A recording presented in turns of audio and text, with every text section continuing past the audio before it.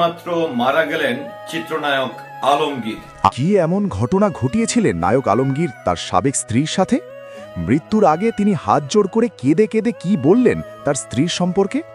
বন্ধুরা, আজকের এই ভিডিওতে নায়ক আলমগীরের সেই ভিডিওটি আপনাদেরকে দেখাবো, যার কারণে তার স্ত্রী আজ কান্নায় ভেঙে পড়েছিলেন। হয়তো তার স্ত্রীর বদদোয়া কি তাকে লেগেছে? তার সাবেক স্ত্রী কেঁদে কেঁদে এমন একটা ঘটনা শোনায় যে তার স্বামী তার সাথে ঠিক করেনি। তার স্বামীর পরকীয়ার কারণেই তিনি তার স্বামীকে বিয়ের ৮ বছর পরে ডিভোর্স দিয়ে দিয়েছিলেন। কিন্তু কি ঘটেছিল তার স্ত্রীর সাথে? বন্ধুরা, এমন কিছু এখন চাঞ্চল্যকর ভিডিও দেখতে চলেছেন যা দেখার পর আপনি নিজের চোখকে বিশ্বাস করতে পারবেন না। এবং নায়ক আলমগীর তিনি কি বললেন, চলুন সেই সব ভিডিওগুলো দেখে নিই। নায়ক আলমগীর এবং তার সাবেক স্ত্রীর সেই ভিডিওটি। এই শূন্যতা শুধু পূর্ণ হয় স্মৃতি এবং কষ্টের স্মৃতিতে। বাংলাদেশের রূপালী পর্দার ঝলমলে দুনিয়ায় যখন নায়ক আলমগীরের নামে জয়ধ্বনি, তখন সেই আলোর আড়ালে নীরবে এক কঠিন সংগ্রামে লিপ্ত ছিলেন একজন নারী, একজন কবি আর ৩ জন সন্তানের একজন মা। তিনি খুশনুর আলমগীর। যে পরিচয় তাকে এক সময় দিয়েছিল সম্মান, সেই পরিচয়ের ছায়াতেই ঝাঁকা পড়েছিল তার একাকী পথ চলার গল্প। আজ আমরা জানব নায়ক আলমগীরের সাবেক স্ত্রী এবং সঙ্গীত শিল্পী আঁখি আলমগীরের মা কবি খুশনুরের সেই না বলা কথা, তার অশ্রু ভেজা লড়াইয়ের গল্প। সময়টা ১৯৭০ সাল।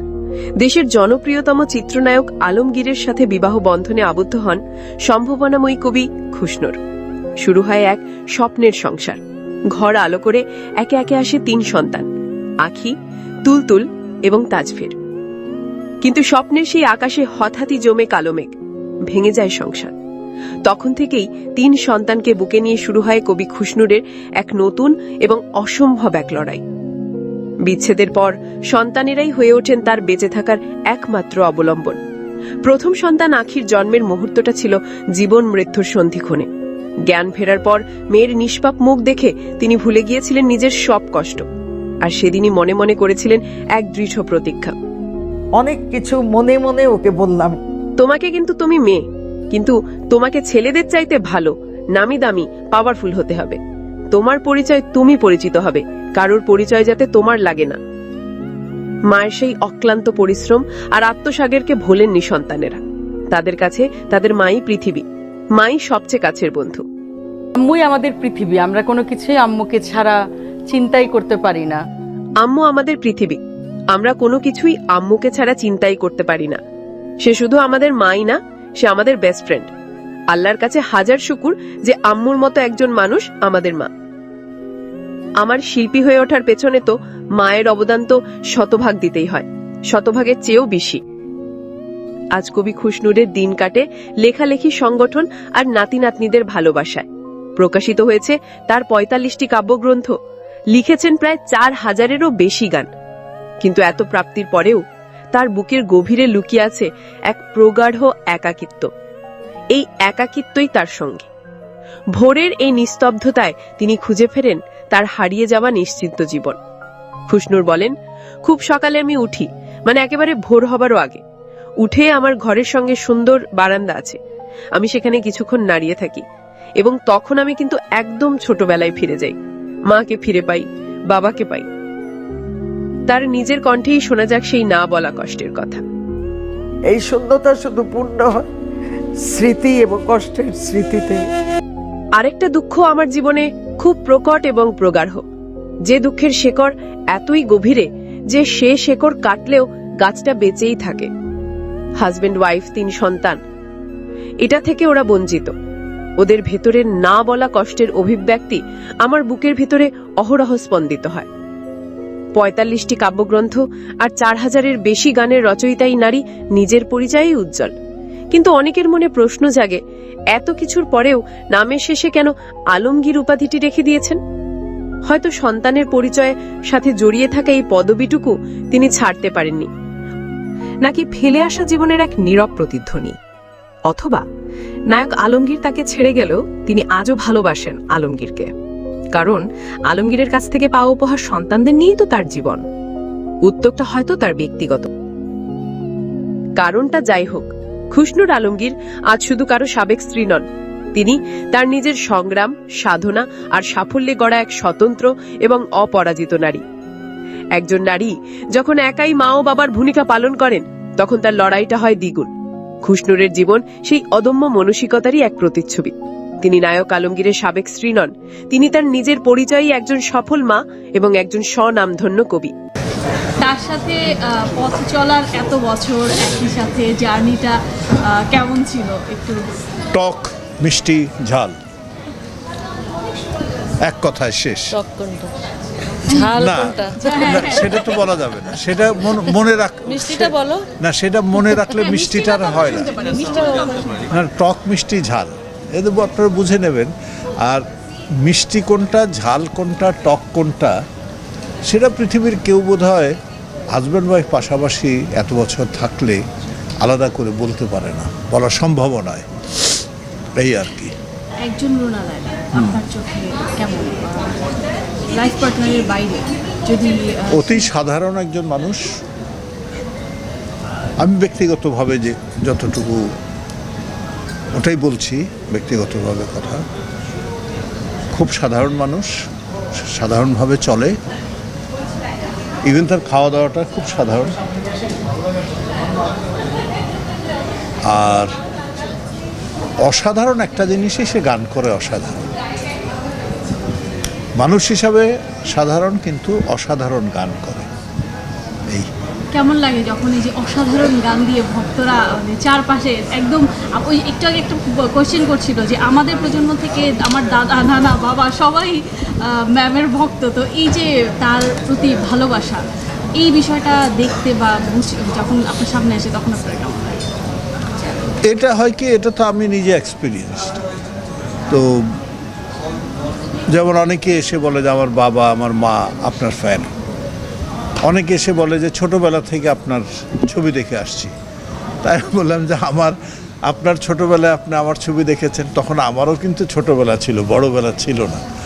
তো তাদের মানে রুনারও যেমন অনেক ফ্যান আছে, বাবা মা দাদা দাদিরা ফ্যান। এটা যেহেতু ক্যারিয়ার স্প্যানটা অনেক লম্বা, সে গান করছে প্রায় 58 ইয়ার্স ও গান করছে। তো অটোমেটিক্যালি সেই ইয়াং এজে যারা গান শুনেছে তারা এখন ওল্ড হয়েছে, তো ওইভাবে চলছে। আর আমার কথা হলো যে আমি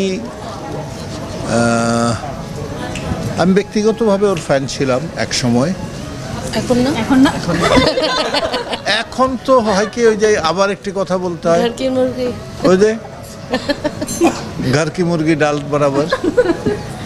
তো অতটা পাত্তা দেই না আর কি।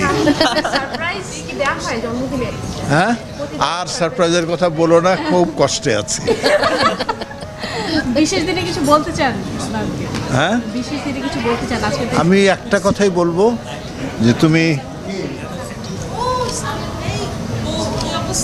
আরো অনেক দিন গান করো, ইনশাআল্লাহ। Thank you. Thank you. খেলা খেলা খেলা খেলা দেখা হয়, খেলা দেখা হয়, খেলা দেখা হয়। কোন খেলা? ফুটবল তো মাত্র শুরু হলো আজকে। যে জিতবে আমি সেই দল। না না, একটা দল তো সাপোর্ট করতে হবে, কোন স্পেসিফিক দল? কোন দল ভালো লাগে? কোন দলের ভালো আমি দেখি খেলা না। ভালো লাগে? আমি বেসিক্যালি, আমরা বাংলাদেশে তো দুটো গ্রুপই, যেমন মোহামেডান আবাহনী, ব্রাজিল আর আর্জেন্টিনা। তো ওইভাবেই ব্রাজিল আর্জেন্টিনার মধ্যে একটা। কোনটা কোনটা কোনটা? আমি বরাবরই আবাহনীর সাপোর্টার, এখন বুঝে নেওয়া যায়।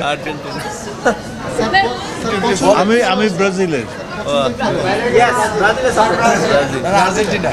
নেইমার ব্রাজিলের। রে রোনাল্ডো খেলা দেখা হয়? ম্যাম মানে ব্রাজিল। ধৈর্য থাকে না। আজকে খেলা আছে তো, এখান থেকে গিয়ে দেখবো।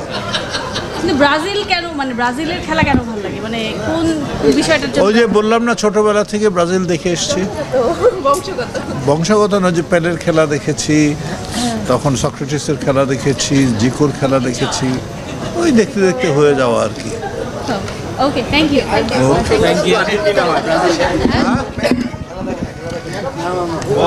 না, দেখে না, বলুন একটু। রুনা লায়লার কারণেই ভেঙে যায় খসনুর আলমগীরের সংসার। নায়ক আলমগীরকে ভালোবেসে বিয়ে করেছিলেন খোশনুর আলমগীর।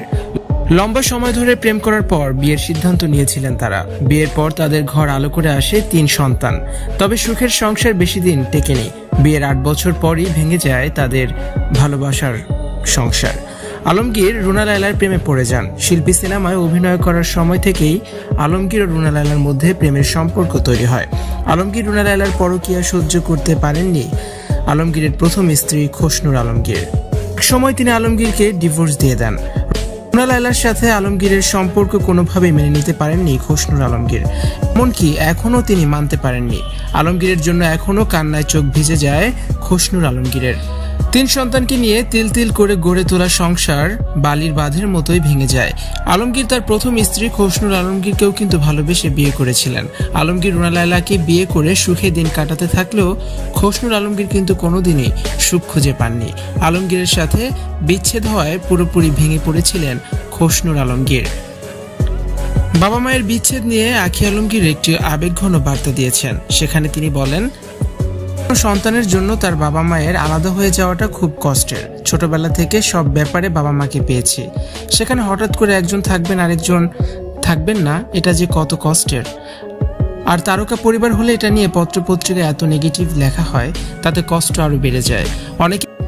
অনেকেই বলতো আমরা 3 ভাই বোন চাইলে আব্বু আম্মুর ডিভোর্সটা ঠেকাতে পারতাম, হয়তোবা পারতাম, কিন্তু আমরা তা করতে চাইনি। দুজন মানুষ যদি বোঝেন যে তারা একজন আরেকজনকে ভালোবাসেন না, একসঙ্গে থাকতে চান না, সেটা আমরা কতটা বদলাতে পারবো? একসঙ্গে থেকে তেতো হবার চেয়ে আলাদা হয়ে যাওয়াটাই ভালো। আব্বু ওনার ডিসিশনের কথা জানিয়েছেন। আমরা তা ম্যাচুরিটির সাথে ডিল করার চেষ্টা করেছি। কখনো তাকে কাঠগড়ায় দাঁড় করিয়ে জিজ্ঞেস করিনি যে কেন। ওই 1.5 বছর ফ্রাস্ট্রেশন গেছে। আব্বু চাইতেন ওনার সাথে থাকি, আম্মুও চাইতেন। আমাদের মন মেজাজ খিটখিটে হয়ে গিয়েছিল, অল্পতেই রেগে যেতাম। এখন সব নর্মাল হয়ে গেছে। আগেও যেমন সব দরকারে আব্বুকে পেতাম, এখনও পাই, যদিও আম্মুর সাথে বেশি থাকা হয়, কিন্তু আমরা আব্বুর কাছেও যেয়ে থাকি। একসময় বিয়ে করব না ভেবেছিলাম, কিন্তু এখন বুঝি জীবনে সেটেলড হওয়াটা খুবই জরুরি।